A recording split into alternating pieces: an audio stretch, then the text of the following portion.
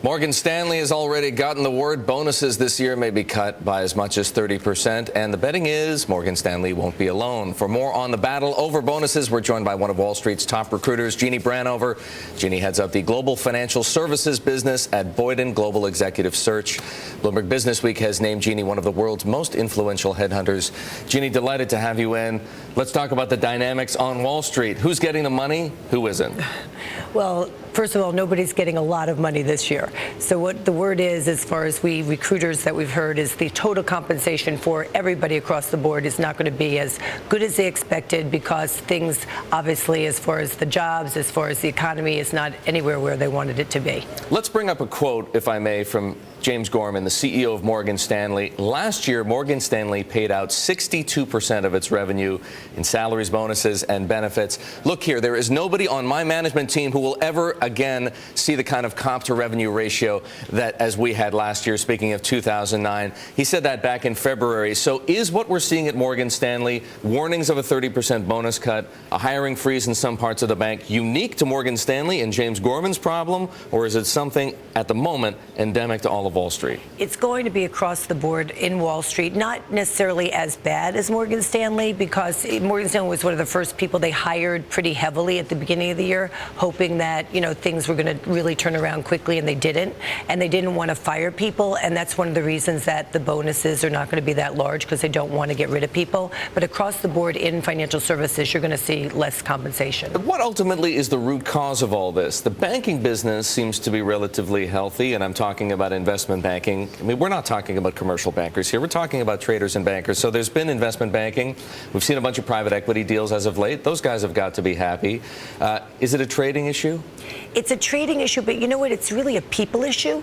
It's, if you have business and businesses coming back and they're generating revenue, that's great. But you need the people to do it. So when you look at where is the money really spent, it's spent on human capital. And that's why if you want to keep your people, you don't have as much money right now to pay them. And that's where the bonuses are less. Okay, so over the course of the financial crisis, banks tried. I mean, of course they cut people, but they tried to cut as few people as they could because they wanted to maintain the core of their franchise. They didn't want to cut the meat off the bone. Are we at a stage now where there's enough meat and these firms once again have enough leverage to be able to say, fine, go out, try the market, see what you can get. If you choose to stay here, you're going to be down 25%. No, the reason they're hoping, Morgan Stanley's hoping the rest of the world does the same thing because they want to retain their talent. This is still about retaining talent. Nobody wants their top producers going across the street, so that's why they want to be paid.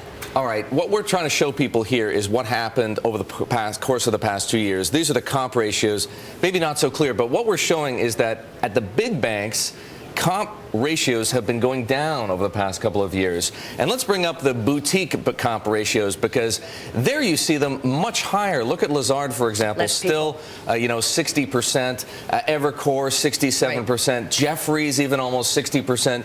Does this suggest that it's the big banks perhaps that are suffering more, and that if you want a little more eat what you kill, you can get it at the boutiques? Well, it's also why we're seeing for the first time people being really happy about going to the boutiques. The boutiques usually couldn't get the best people, and now they are because they're paying better. So it's also smaller firms, more money, less people, bigger bonuses.